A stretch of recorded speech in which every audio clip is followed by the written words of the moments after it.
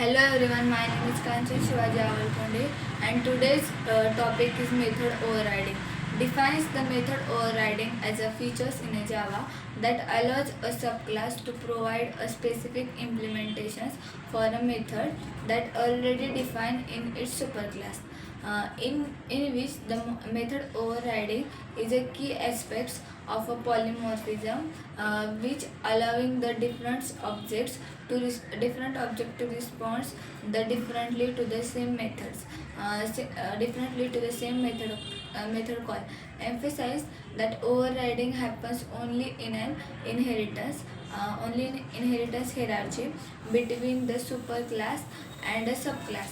Uh, First, basic rules for a method overriding are nothing but the method in the subclass must have the same name, return type, and a parameter as methods in a superclass access level.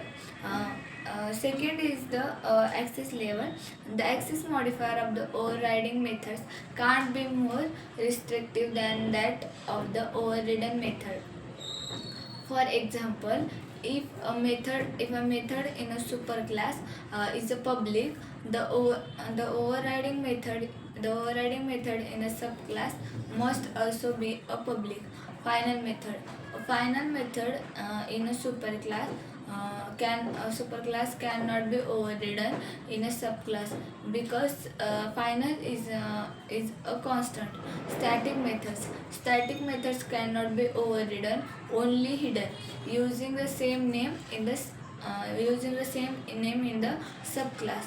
How method overriding works: when an overridden method is called through a superclass reference, the subclasses version of the methods is executed.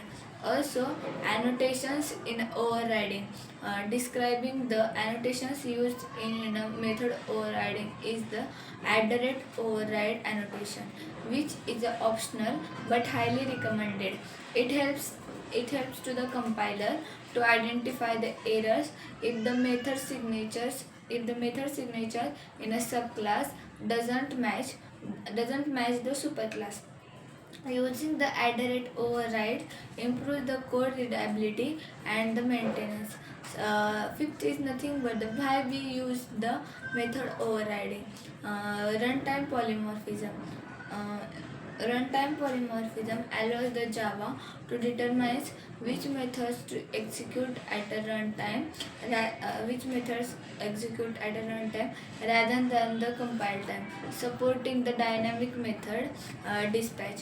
Code reusability helps reuse methods from the superclass and modify their behavior in the subclass to suit specific needs. Extensibility. In this, we can allow the subclasses to enhance or alter behavior without changing the superclass code. Following the open close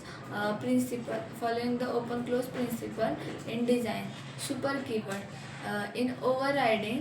Um, in overriding, we use the super keyword, which allows a subclass to call the overridden methods of its superclass.